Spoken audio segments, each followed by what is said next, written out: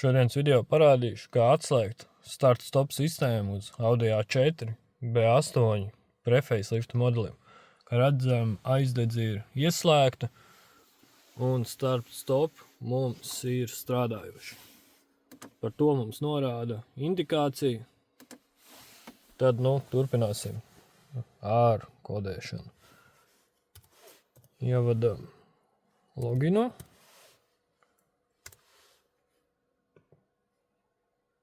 Adaptācijas, 34. kanāls. Ievadam jauno vērtību 0. Test, save. Un gatavs. Tālāk pārstartējam aizdedzi. Un redzam, pēc noklusējuma mums start stops ir atslēgts.